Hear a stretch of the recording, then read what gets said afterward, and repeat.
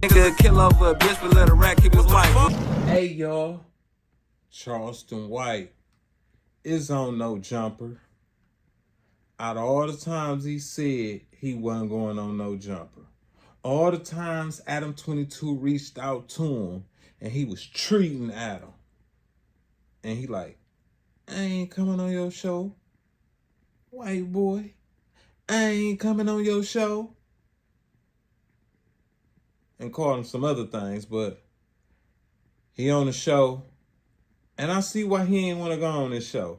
And Adam22, if I looked at you like you was smart, then this really means something. But this shows he didn't have the mental capacity for this interview.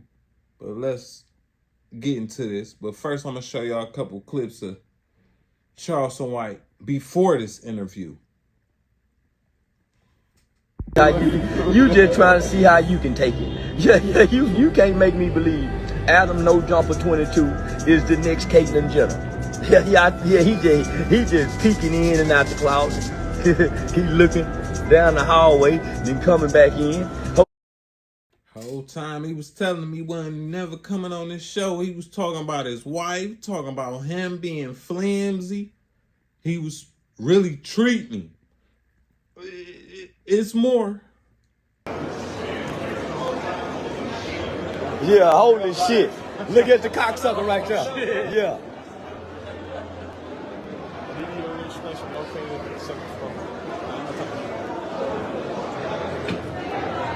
We in this bitch.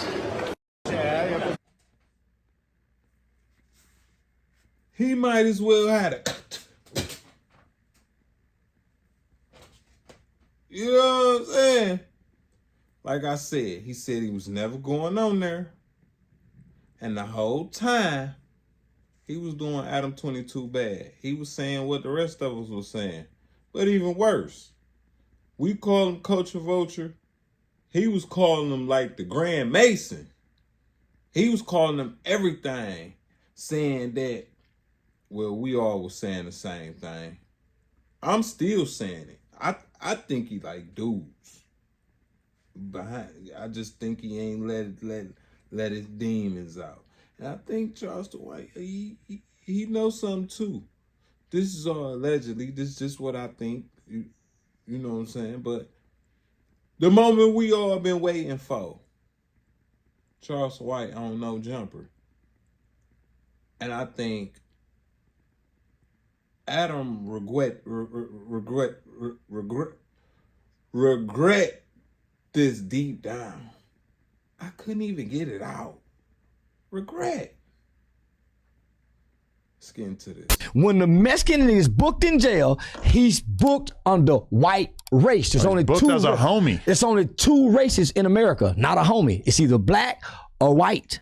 I don't know if the prison has a certain way of classifying people that you're talking about. I'm really talking to a motherfucker that was dumb in school. No, but we all know that Mexicans have their own politics in prison. No, we're not. Absolutely don't overlap with white people. You're so stuck on gang banging talking culture. I'm talking gang banging kind of defines prison, right? Let me talk. I'm talking ethnicity. Right. You're talking about how you're classified in prison. No, I'm not talking about nothing. I'm talking about when a Hispanic guy in America files for any paperwork, whether it's Social Security or prison, an application, he checks white with Hispanic ethnicity. Personally, I've seen just Hispanic on those sort of forms. They don't. It's white or black. Other as well. No. It's white or black or other. White, black with African, Latino, Hispanic ethnicity, but they haven't. There's a lot of proud Hispanic people. Because in America, you're the white or black boy. White boy, black boy. That seems oversimplified. The Jew boy, we look at Jews as white boys. Maybe in the hood, but we got Mexicans, we got Asians. We got a million different types of Asians. We don't know that outside the hood. Well, even the hood knows about the existence of Asians, right? It either says Pacific Islander or what? I'm going back to your white boys list to check in your country. I don't know what every different form exists. I'm talking to a dumb motherfucker. thing says. I'm talking to a dumb motherfucker, so I might because I can acknowledge the existence of Asians and Hispanic people. No. Listen, you had to dumb down for gangbanging culture, and what I'm realizing, Adam, you cannot talk intellectually outside this table. I feel like I'm kind of running circles around you this whole interview. I don't think so. Yeah, you bringing up all kinds of made up shit. No, you are. Nah. And that's what's crazy about this interview and why this interview is so much better than what you do with Sean Cotton is that he just lets you say whatever. This is not. He just sits back, just lets you talk. I'm over here actually fighting back. Stupid. No, you're saying a lot of stupid things and you're getting upset because I'm pushing back against them because they don't make any fucking sense. I'm not getting upset. We're talking about ethnicity and you're going to gangbang and lock up homie talk. That's not true though. You were talking about how people are classified in prison. I'm saying even classified in prison when they're booked in, not classified. But you said that Mexican people get treated as if they are white in prison is not true. I never said that. That is exactly what you said. I didn't say that. I said they're classified as white. Right, and that I disagree with. You've never been to prison. Maybe there's been a prison that has done that before, but I don't think the average prison is doing that. You keep spinning what you're thinking. You hadn't read shit. Well, you keep this whole I'm basing this on the conversations that I've had with hundreds or thousands of gang members over the years. You haven't had no conversation, no fucking hundreds of thousands. What do you think that this podcast is? You probably talked to maybe 5,000 gang members. At the most, not even that. I haven't even done 5,000. Not even 5,000. And you're talking to a bunch of lying-ass niggas with different stories who come say the other one is lying. So you haven't had no accurate information. Nobody from California have gave one same accurate information. Everybody got different stories. So everybody who comes to this podcast and talks about prison is lying. Just about. Strange assumption. Just about. This is a weird assumption. How could you ever know that? Well, I've yet to see you get a prison guard. That's not true. I interviewed a guy who actually did 7 years in the feds because he was bringing drugs into Rikers Island in New York. I asked you about a guy who went convict. I said a prison guard. Well, he was a prison guard, and then he ended up getting like 7 years. All criminal. What I'm saying is you haven't got a non-criminal who is typically have a greater code of moral turpitude. I think like while you're a prison guard, you're not really allowed to go do no jumper. Sure you are. I would assume. There's a lot of retired prison guards. If I was making the rules, I would say I think it's inappropriate for you to be doing hip-hop podcasts while you're working as a corrections officer. Why? Is this a negative podcast? No, it's not a hip hop podcast. Like you shouldn't be like hold up. I'm glad you said that.